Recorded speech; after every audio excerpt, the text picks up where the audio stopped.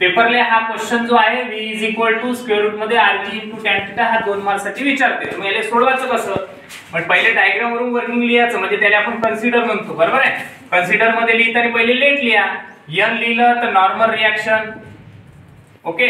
Theta म्हणलं तर angle, परत m आहे, m म्हणजे मास, आणि g आहे, परत g म्हणजे ऍक्सेलरेशन ड्यू टू ग्रॅव्हिटी, बरोबर आहे का पुढे? हा, ठीक आहे. मग आता आपल्याला हे प्रूफ करायचं आहे. तर प्रूफ करताना काय लिहायचं? खाली जास्त अगर पगर लिहत नका बसू. लिहिताना काय लिहायचं? या ठिकाणी लिहायचं normal reaction act on two type. किती टाइप? 2 टाइप आहे. पहिला आहे त्या ठिकाणी n cos थीटा, याचं लिहायचं, आणि दुसरा आहे n sin थीटा. जास्त नका लिहत बसू. आता n cos थीटा वर पाहायचं, कुठं आहे? इथं आहे. मग n cos थीटा डायरेक्शन काय? उभं आहे ते. मग व्हर्टिकली कसं चाललं ते? Upward direction, okay. Vertically upward direction punctually बाबा, ठीक आहे. मग n sin थीटा आहे. मग इकडे लिहिताना काय लिहायचं? हा कसा आहे? आडवा आहे. कसा आहे? आडवं. तर याला लिहायचं अलॉंग. काय लिहायचं? Along horizontal direction. एवढं लिहायचं. कलर लिहत बसू नका. आता हे झालं. आता डायग्राम वरून आपल्याला प्रूफ करायचं आहे. पण डायग्राम वरून प्रूफ करताना काय घ्यायचं? पहिले लिहायचं n cos theta is the balance of weight of mg. mg कोणाचा फॉर्म्युला आहे जावे? mg चा. मग mg कोणाचा फॉर्म्युला आहे? वेटचा. मग n cos theta balance by weight of mg. मग अशी लाईन लिहायची. मग लाईन लिहिल्यानंतर इथं पहा n cos थीटा ला बॅलन्स कोण आहे?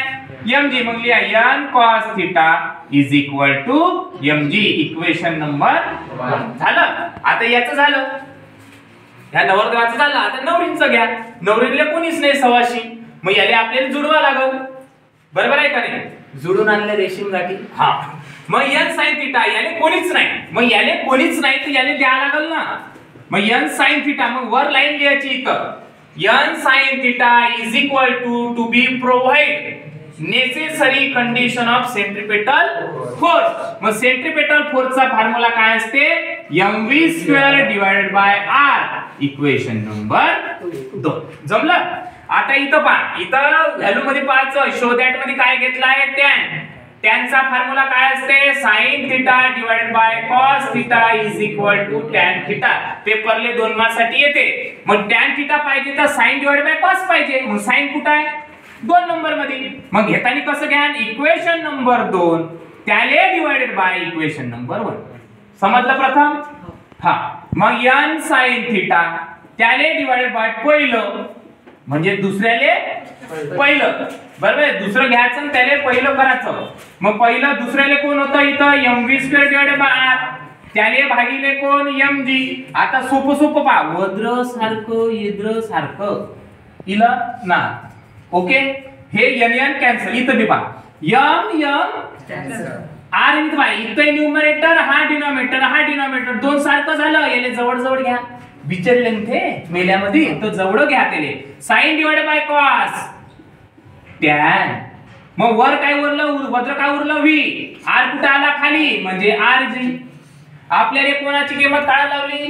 v ची. तर मग इथं पहा v² आहे. मग v² is equal to rg. इकडे कुठं होईल? इंटू मध्ये जाईल का नाही? मग हे v² is equal to rg इथं डिवाइड मध्ये आहे. इकडे आणा त्याले. इंटू मध्ये गेला म्हणजे दोघं एकाच घरात आले. तलाक झाला होता. आता जुळलं म्हणजे v² is equal to rg into tan theta.